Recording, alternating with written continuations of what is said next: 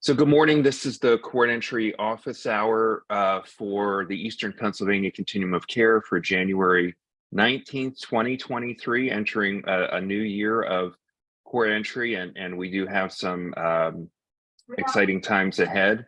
I'd ask a couple things for participants. One is if you could please mute yourself so we don't hear conversations in the background. And second, please use the chat to introduce yourself by name and organization, as well as use the chat throughout the office hour to post any questions or comments that we can address. Since we're kind of starting the new year, I will start by saying not a lot has changed since December, which is probably good news. In fact, the updates we have are fairly brief, and so we want to spend the majority of the time answering your questions. And some of the regional managers and other court entry work group leadership are here to help me do that. So I would just start by saying that the only substantial update regarding our HMIS system and the way it works, there's no changes or updates to the court entry workflow since the end of last year. But there is something that's changed for the better, but it will only probably affect a few of you, which is how the reporting works. So if every user, every court entry user, you don't have to be a manager, supervisor, work group member, can run any of the reports in HMIS. And if you want to understand what's happening in your region or even your organization as part of court entry or a referral partner, you can run any of the reports in the reports menu from HMIS that we can. Those reports, the best reports to use include under the heading by name list. There's an active HMIS user by name list. That's probably the most definitive report on everyone who has come in or out of any of our court entry projects in any given time period, and provides information that is HUD defined or required information. What it won't include in that report is any custom information. So our triage assessment is all custom. Those are our questions we're asking for our purposes. That data does not appear in that HMIS active by name list report. Where you will find all that custom information are in two other reports, and literally that's the submenu of reports as other. And there's a long list there, but the ones that are valuable and were built by us and for us are CE enrollments by county and CE referrals to provider by county. So those two reports capture every piece of information about what our court entry specialists do. And the first report is the enrollment process. So all of the data around the client's HUD required, the UDE data, which is the first page of basic information, all of the custom questions there around current county, preferred counties, as well as our triage assessment. All of that data is available through that report. Of course, we need to keep all of this data confidential. Please don't email it in an unsecured way. It's got to be encrypted. If you're sharing it, it can be downloaded without personally identifying information of the client, which I recommend. And there's also a second report for all of the referrals we send, and that's the CE referrals to provider by county report. And running those reports in your free time, and actually this is my job, which is why you probably are not aware of these reports, is to identify two things. One is trends in the data. For example, which providers are we sending more referrals to than others, or what types of referrals are in demand in terms of prevention versus other, for example. But also we use those reports to update the internet. We also use reports to clean the data, and that's really valuable. And when you hear from me or your leader, supervisors hear from me about there's some trouble with these court entry records, that's us trying to clean the data. And in fact, we're going to be doing a big push to clean the data over the next few weeks, because Diana T. Myers and Associates, who was the overall CoC consultant, is going to be doing the annual gaps analysis report, which you may be familiar with, and they rely on court entry data for a significant part of that report. So I'm working with Jessica at DMA, who's going to be leading that process to try to give her the most accurate core entry data we can, because that really is a report that I think the board uses to make planning decisions about the future of our system and the funding that goes into different parts of our system. So that's why it's so important. That's one of two reasons why it's so important to capture as much data as accurately as possible, including trying to identify people who might already be current clients and have records in HMIS, so that we have reduction of merges by asking about names and spelling of names and partial social security numbers and phone numbers, et cetera, to really avoid duplication, because our managers catch those as quickly as they can and do merges, but merges is a time-consuming process, and frankly, there are merges that we don't catch until we run these broader data reports. So that was the longest possible segue into what the good news is, because I haven't even gotten to that yet. The good news is that there's running those reports has become less frustrating, because our vendor has done two things. One is switch the reports so that they run in the background. So I don't know if you've ever run one of those reports, you have to wait for it to cycle and you can't do anything else. As of this month, that's changed. You can actually even go to a different menu, like go work on the client menu or go back to the by name list. And those reports are running in the background and they'll simply pop up when they're done. So I know there's only a few of us that might be running reports regularly, but that's a really nice feature. And the other feature is they've really sped up those reports. So they actually run and don't time out. At least that's been my experience this past week.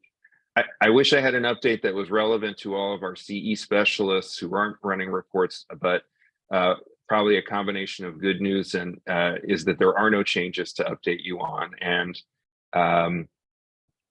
but it's not. The bad news is that's not as fun. So that's all I have for an update. And before I turn it over to you all for Q&A, and please, again, if you've just joined us, please post your name and agency in the chat, as well as use the chat to ask questions. Please start thinking about your questions if you have any, and maybe think about putting them in the chat. But let me ask our CE regional managers that are with us if they have any updates for us. And I'll start with Chris and then let people jump in. I think Leanna and Erica are here as well. Chris? Hey, friends.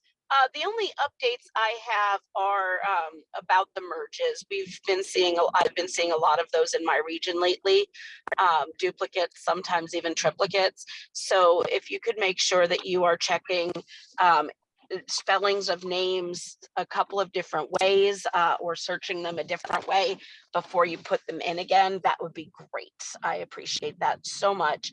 And also make sure that you are sending referrals and actually following through with them. I've seen, especially with a lot of my DV and non folks lately, that they're not being called back again. So if you could follow through with that 3 times in 5 days, that would be awesome. Thanks. Erica or Leanna, did you have any updates or suggestion?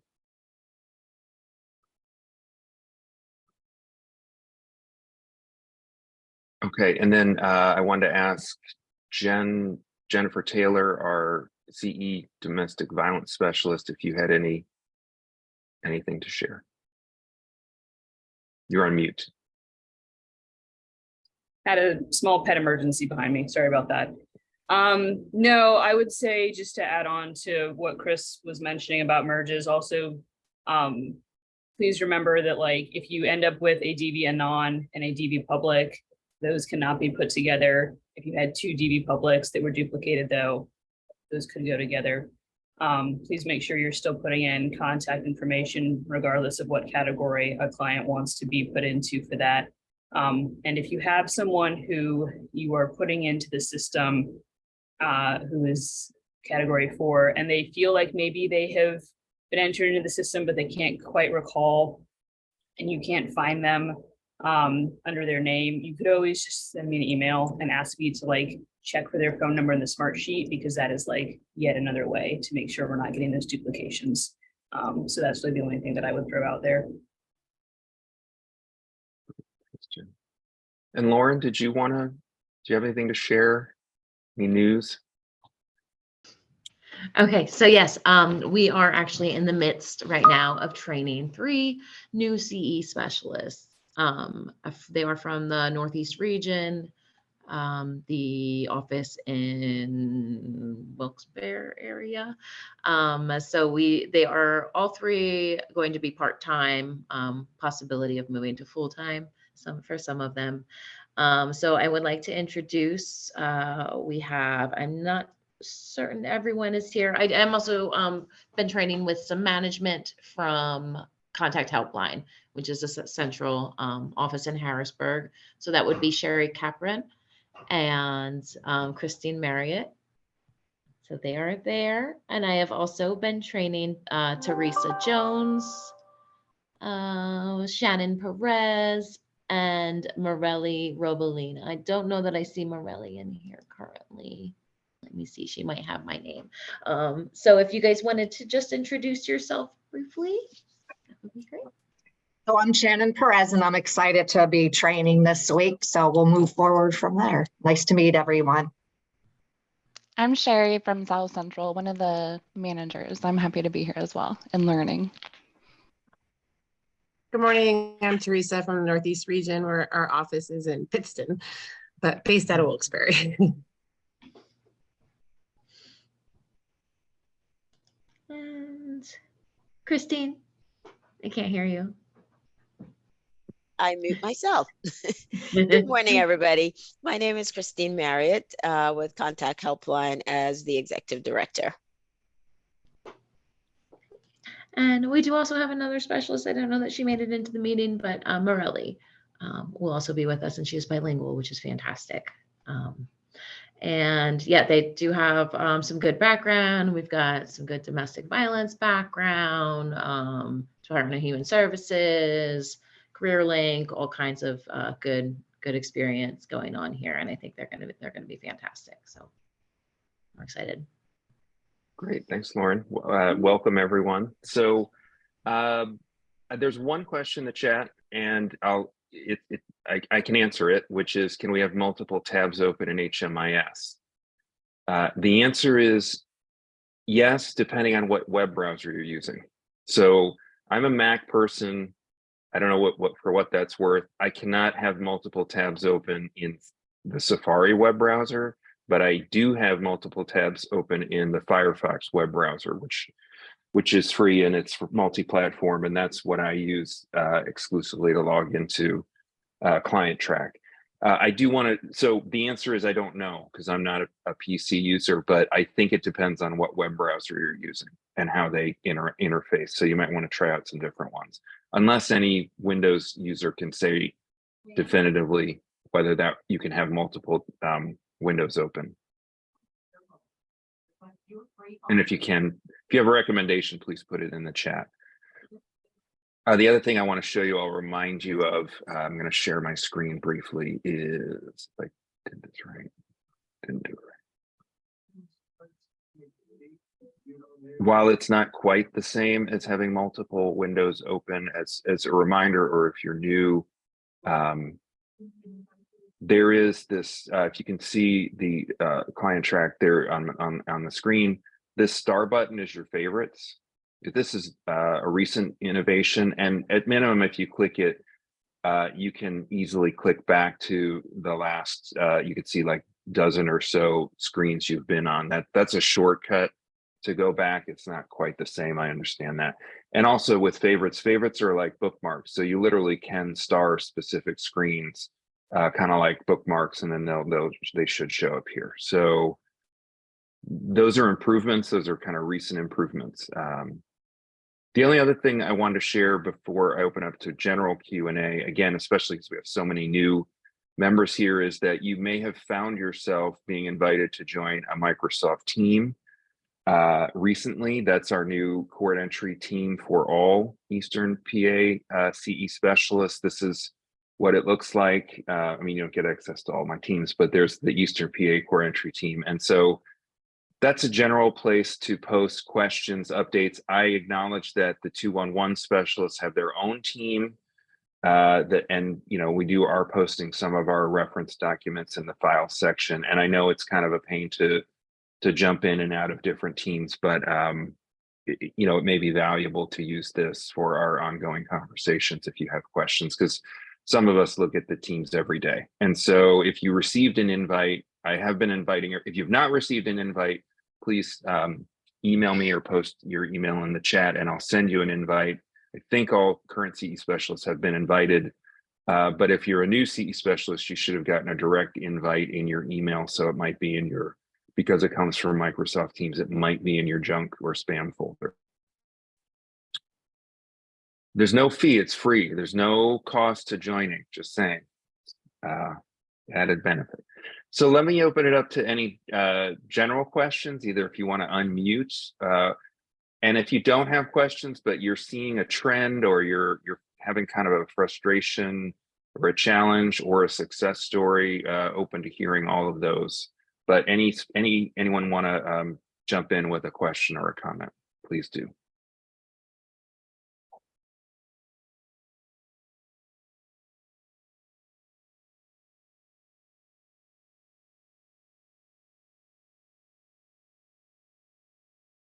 I have a question for, I'm training my assistant. She's not on today. Her name's Kristen Veach. We're handling South Central PA right now.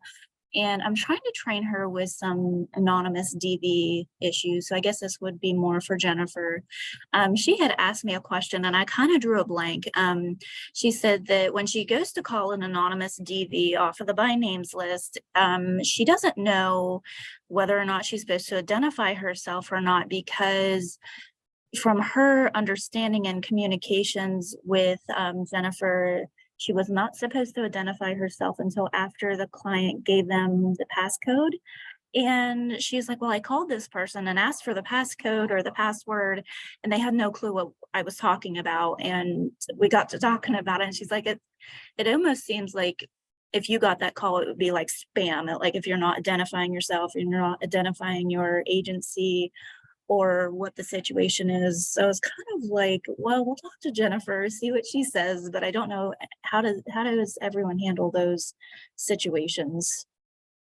Yeah, so she may not have had a chance to respond to my email from yesterday about setting up a time to talk, but essentially everyone handles that a little bit differently. I think those are usually in place, the ones where there's like provisions or requests not to identify in cases where that person is living with the abuser. There's still like an active threat in the household and they're worried that that person is maybe going to answer the phone, something like that. And so it can be a little tricky to navigate. Usually when I am making those calls, I will say, hi, this is Jennifer. I'm calling about some assistance you requested a little while ago, and you set up a password with us at that time. Does this ring a bell? Now, if this has been within the last like couple of weeks, usually automatically they're like, ah, yes, and then they'll just spit it out. If this is somebody who's been on the by name list for like close to 3 months, sometimes there's a bit of a pause or they're not quite sure what you're talking about. And so that can be where it's a little harder to try to navigate that conversation, where you're sort of trying to give enough information to help indicate to this person you're calling about them for housing services without flat out saying like, you went into our system as fleeing domestic violence because you need to be rehomed. And so that's part about what we'll talk about when we do training for your agency as well. But yeah, that's kind of my standard thing is I just very vaguely say, I say my first name, I say I'm calling about some services you asked about. Do you have a passcode? And then if they need to be coached a little further along, I might say, you know, did you happen to place a call to 211, because they're an agency that handles lots of different things. It isn't necessarily like saying you called XYZ domestic violence provider. We're maybe kind of outing that person. Does that help at all? Okay. Yes, it is. Thank you so much. Sure.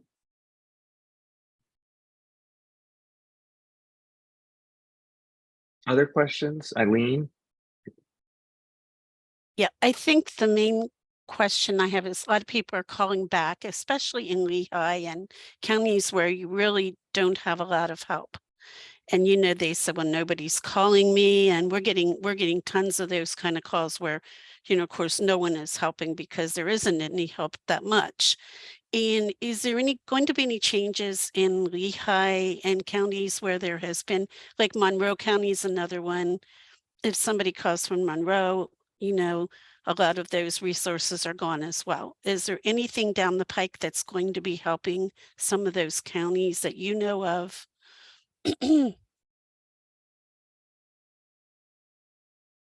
Well, that's a great question. I don't think I have an answer other than to say we're hopeful that when this is very far off, but you know, at any point between now and June 30th, HUD will announce the new the HUD CoC grants where we applied for as a continuum of care in the fall or early fall, and there are a number of bonus projects that mean new projects that include rapid rehousing and permanent supportive housing, some of which I believe are in the Lehigh Valley. So the answer is we may have additional projects that are new and coming online later this year. But step one is for them to be awarded by HUD, announced by HUD, and then the agency, of course, has to contract with HUD to receive funding, set up the project, staff it, open it. So I would say hopefully in the fall, there may be some additional programs there. And I can just share, it's not an anecdote, but Lehigh Valley just announced as a 2-county region, a major affordable housing development initiative, which hopefully will create more affordable housing opportunities, but that's a multi-year process. So that's the design and build or rehab of affordable housing units. And so that's a multi-year process, unfortunately. As specific new projects come online in HMIS, which has happened in the last few months, but we haven't really announced them unless they end up on the matrix. We could do a better job of keeping all of you informed about new projects that are added very piecemeal, and maybe we'll use the teams to do that, because I don't know if a dedicated email blast is warranted every time.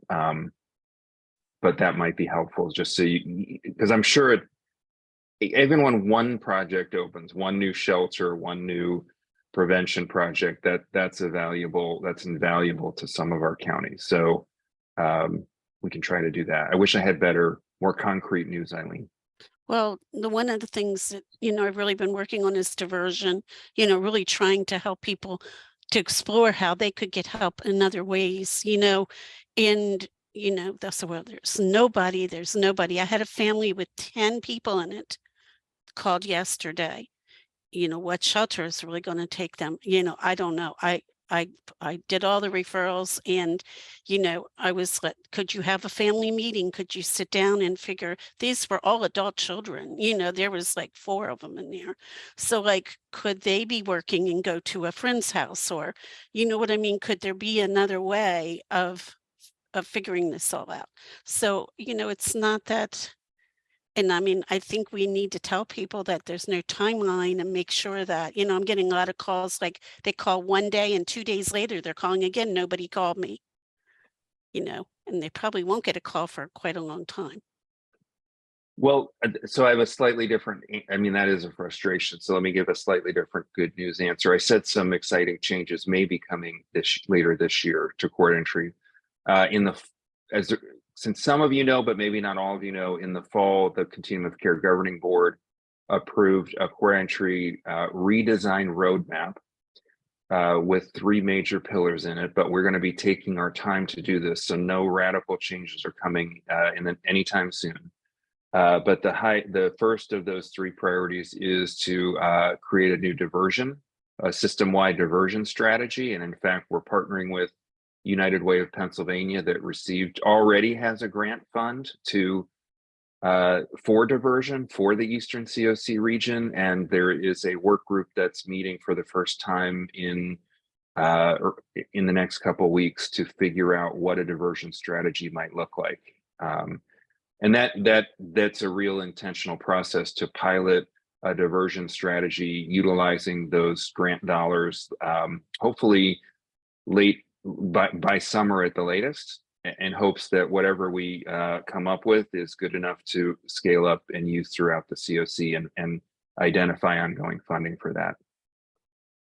And some of our work group members are part of that. So Lauren Lesher, for example, is part of that work group and will be giving input, as well as some other folks from PA 211. So then the second pillar is which is converting the by name list to a process where our CE regional managers will actually be the ones to identify the highest priority households for rapid rehousing and PSH, and work directly with our referral partners to make sure that those, if they fit the criteria of specific programs, they are the candidates that are pulled off the by name list for engagement.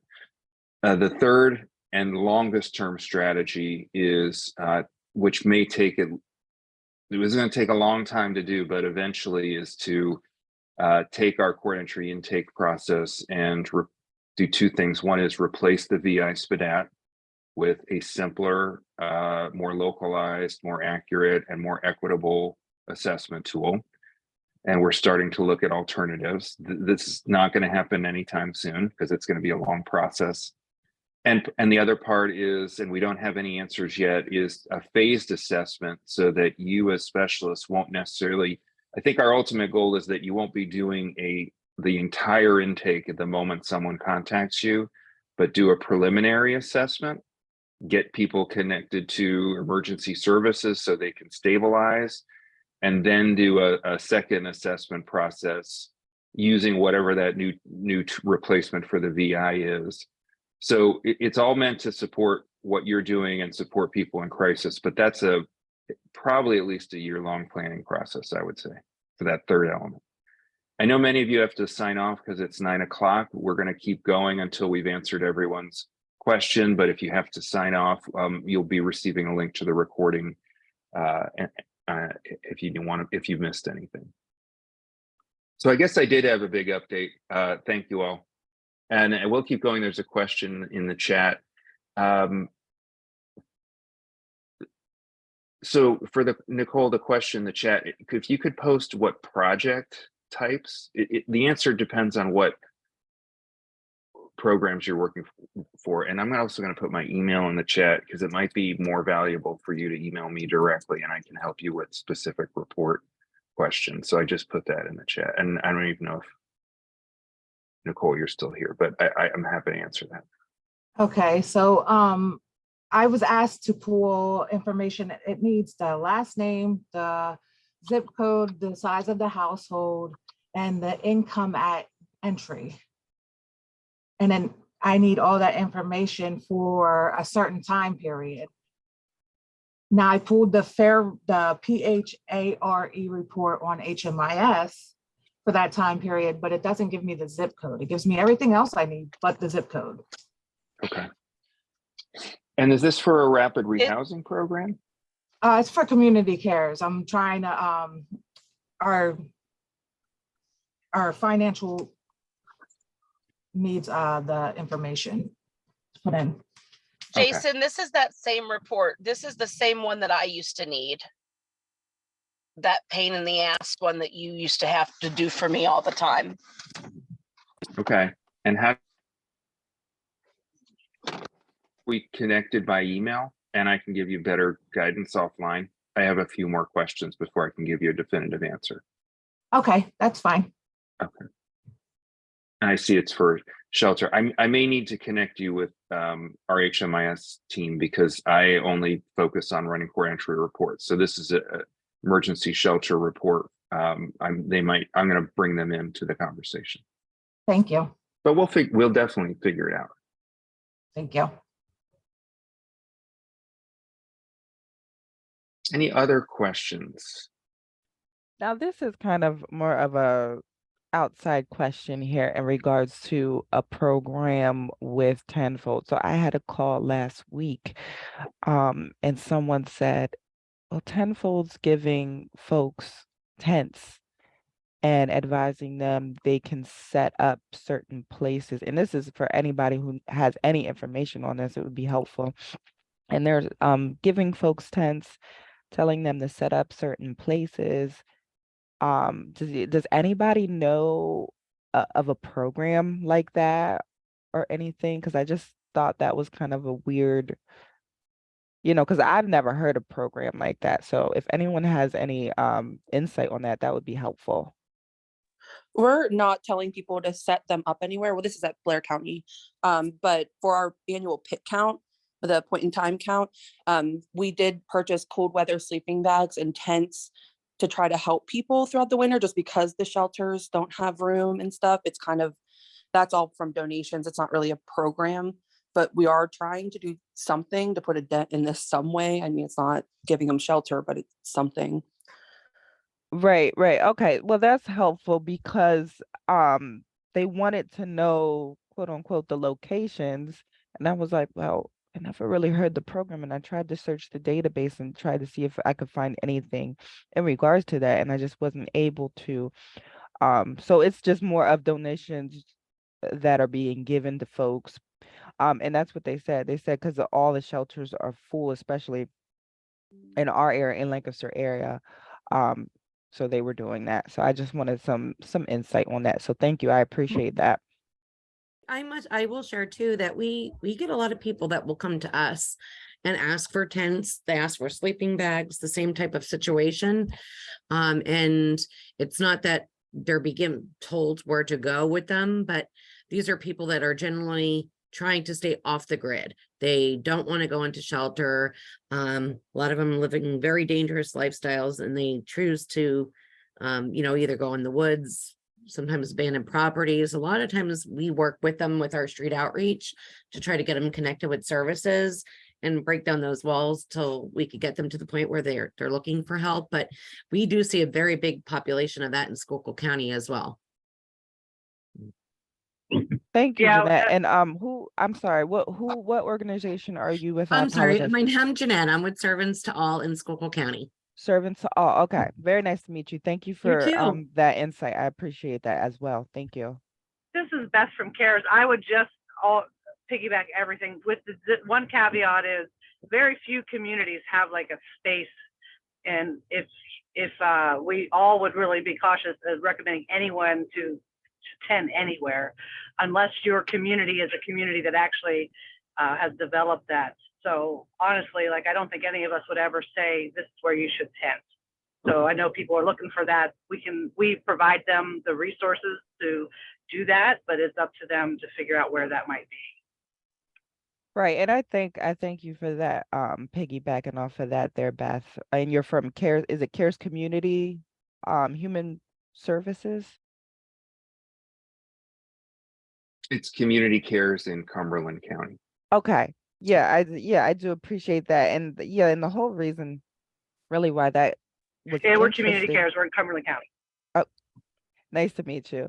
But yeah, because it was kind of told to me like they were actually doing like it was a program so I just needed some clarification. But that's that insight from Jeanette as well as Beth, that's very good, and I think, and I can appreciate, Jason, how you said you were going to try to implement keeping the CO specialists updated with ongoing projects that were happening. I think it's going to be a good thing for us because then we know the behind the scenes and then a little bit better how to direct the calls that are coming in. So I can definitely appreciate that.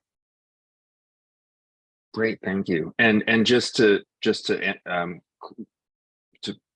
wrap that question up, there will not be any tent programs in our matrix. Those are not official funded programs that we would refer to through court entry. So maybe just from they may be in the 211 database, but that would be a 211 referral, not a East coordinated entry referral. So you won't ever find a program like that, at least at this moment in time in our matrix. Yeah, I kind of figured that because I remember previously getting a few calls and where I guess that's a thing, like there's tent communities in certain areas. But yeah, I remember previously trying to look up some information on that and I just wasn't able to. So I do appreciate all your insight.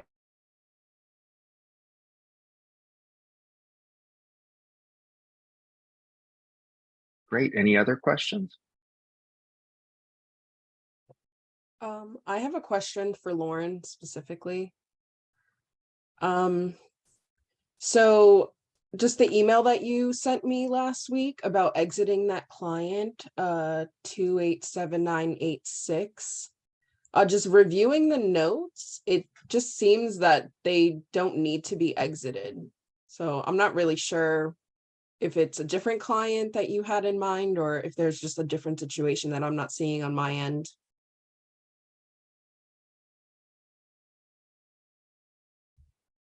So I see Lauren's on, but she's not unmuting. It may be better to follow up by email. She may be taking Okay, a call. that's fine. We do have, Michelle, if you didn't see in the chat, apparently Google Chrome web browser for Windows allows multiple tabs. Any other questions?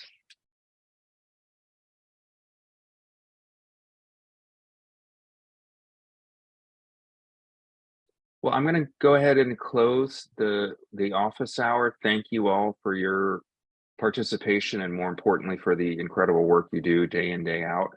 And you know, we have the MS team if you have questions along the way. If you have questions not about court entry in general, but about using HMIS, for example, if you're managing a non-court entry project or client, please use the help ticket feature in HMIS because the broader HMIS team from the Pennsylvania Department of Community Economic Development actually handles those questions, not us. So, and we'll be in touch soon. So have a great rest of your week. Thank you. Absolutely. Thank you.